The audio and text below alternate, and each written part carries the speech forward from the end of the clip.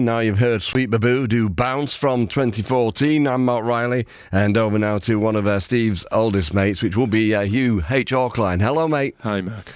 He's a special character, isn't he? He is. I was smiling listening to that, and I think I started feeling hungover halfway through, just remembering playing, because I think that's Rob on the session, isn't it? It Rob is, Jones. yeah. But I remember playing those songs live with Steve as well, and yeah, flashbacks. Yeah, no, we want to keep you level-headed so you can get through the next kind of quarter of an hour or so, really, don't we? But anyway, so how many years is it since your last album? It's 6 or 7 years. It's a long time. Right, okay. And so what took you so long? That's a big question, Marc, in a strange way. I think life got... Well, initially, I think I was playing a lot with Devendra. I started touring with Devendra, I think, in 2017. I was touring a lot with Aldous Harding then as well. And then I think, just life got a bit messy, to be honest with you. And then there was the pandemic. I don't know if you heard about that, but yeah, of course, that happened. And everything just got in the way. Yeah, but sure, I think mate. I was writing stuff during that time, but I just didn't have the opportunity to sit down and put everything together. Right, you were just squirreling them away, were you, exactly, for future reference? Okay. And so you mentioned Devendra Banhart in there. I didn't realise that you'd been playing in Devendra's band for quite so long, but we had an exchange a few months ago, and you were you in somewhere like Kuala Lumpur? Or? I was in Quito in Ecuador. Right, okay, close. I don't know why that's less funny than Kuala Lumpur, but for some reason it is for me. Yeah, I don't even know if they're that close geographically. I'm just rubbish like that. But anyway, so I mean, it must have been interesting for you because rather than being at the helm of it and steering it, you're not in the spotlight and you're getting dragged all over the world. So you enjoyed that? I mean, that's the dream for me. I love writing music and recording music, and I enjoy playing music live as well. But I think I enjoy the less pressure that's involved with being in other people's bands. And also, if you play with lots of different people, you learn different things from different people when you tour with them. And yeah, touring with me and touring with Devendra are two completely different. You can ask the lads, it's a very different type of touring, It's quite comfortable with Devendra, and with me, everybody's crammed into a small van. Well, sausage rolls, lion bars. It's good to see the other side anyway, isn't it? But, I presume you're not going to Ecuador then, or Kuala Lumpur on this particular tour. If somebody from Ecuador or Kuala Lumpur is listening and they want me to come out and play, I'm down. I'm up for it. Right, okay, well there you go, there's an offer somebody cannot refuse. And so you've secreted all of these tunes away. What actually triggered you off to go and make the Milk for Flowers album? I kind of had quite like a big sort of personal thing happening, and I think I started writing the songs when this kind of thing happened in my life, and somebody really close to me got ill, and it just became something I kind of had to do, or not even that I had to do it, it's just something that started happening, and it was sort of written for the duration. They were written during that and after that. So it's kind of the album, it kind of tracks that whole kind of period, a sort of 2 or 3 periods in my life that was pretty messy, I think. But sometimes I think I have to remind myself that I think I'm 37 and I'm quite lucky, I think, to get to 37 without anything major happening. I try and look at it that way, Yeah. Some people have terrible things happen to them really early on, and so I think I had a good run, and then a bad thing happened, and this was like an outlet for that. Yeah, I mean, the word cathartic is usually used at this stage, isn't it, for, coping with what's going on in your life that isn't all, Sometimes it isn't cathartic. Sometimes it makes it worse. But I think it's a compulsion and you have to do it. I suppose that catharsis, it comes later. But I think at the time it's just an escape.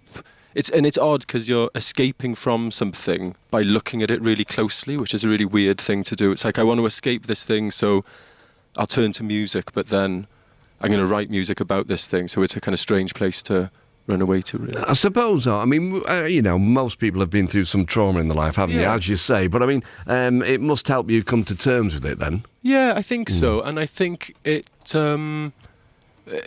does help you come to terms with it. Although I don't think you ever really come to terms with things like that. I think you just learn, you work out a way of wearing them in a way that's comfortable, And I think sometimes you can still, whenever I think about certain things, it's as painful now as it was at the time, I think. But yeah, you just learn how to sort of, wear it in a way that suits you, that means you can kind of walk in a way that doesn't make you look strange, if that makes sense. Yeah, I mean, they say time is a healer, and it generally is, I believe, Yeah, I think so hopefully that is the case for you, mate. But moving on to a different subject now then, altogether. So we've been playing Plastic Man on this programme. Yeah. And so what's the story behind that? Are you trolling us? Because, I've got cloth ears, but at first I thought you were singing Searching for the Kinks in the Pouring Rain, but you don't sing that, do you? I don't sing that, no. But what do you sing? I say, you're such a big kink for the pouring rain.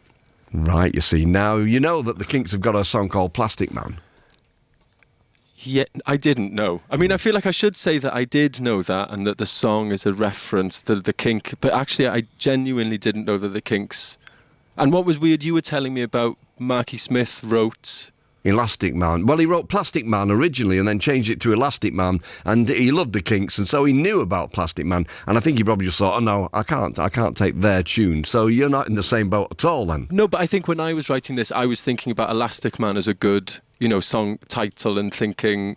So anyway, there's a kind of strange circle there, isn't there? Right. Me, Marky Smith, and the Kinks. Yeah. That's not a circle, it's a triangle. Well, put me in it as well, because I wrote the music, or part of it, so there you go. You're in the middle of the triangle, Mark, spinning us all around. Okay, fair enough. So Kate LeBon produced the album. Did she bring out any kind of nuances or undiscovered talents during the process? Yeah, I think Kate is first and foremost an amazing producer. One of my favourite producers. I think she has an incredible knack of... She sort of sees music in a kind of architectural way, but there's still emotion in what she does. But you'll take a song to Kate and she'll completely dismantle it and put it back together in a way that you didn't expect. Or sometimes she'll leave it if she thinks it's right. But I think she makes good judgment calls like that. I think, and then also the other bonus of having Kate produce this record is because we're such old friends and she knows me really well. I was able to kind of really be myself when we were recording and just feel comfortable being, vulnerable or feeling the way I wanted to feel. And, sometimes if you're making music or if you're doing anything in front of a person you don't know, you put on an act, don't you? You kind of want them to, not that you want them to like you, but you think that's a part of what's going on in that dynamic. You're thinking to yourself, what does this person think of me? Whereas with Kate, I know what Kate thinks about me. She thinks I'm an absolute nightmare.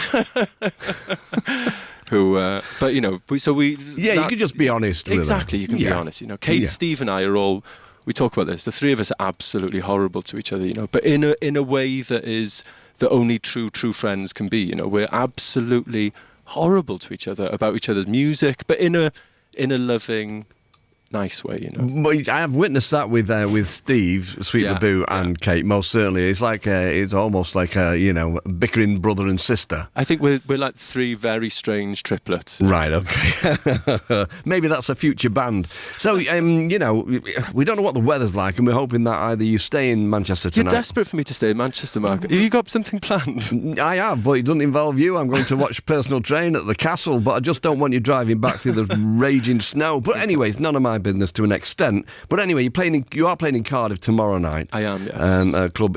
Now you say it, Club. It's Club Ivor Bach. Right. You see, I never said it right. No, I've heard you say it before. You say it well, Mark. It's not too bad. You can just call it Club as well. Right, okay, it's a deal. In future, Club. And much easier, the following night, Manchester on Saturday, that's Yes. The 12th, Dublin, the Workman's Club. The 13th, Glasgow Hug and Pint. The 14th, Broodnell Social Club in Leeds. The 15th, Brighton Hope and Ruin. London, O'Mara on the 16th. The 17th, Bristol, Rough Trade. And then, for anybody who wants to see Aldous Harding on a tour in April, then you are opening for on those particular shows, aren't you? Yeah, there's all over Europe and the UK, playing solo for that one. Fantastic. Okay. So you're going to do 3 songs in a row for us now then, mate. What are they? We're going to do a song. We're going to start with a song called Suppression Street. Then we're going to play Plastic Man. And then we're going to finish with a song called It's a Living.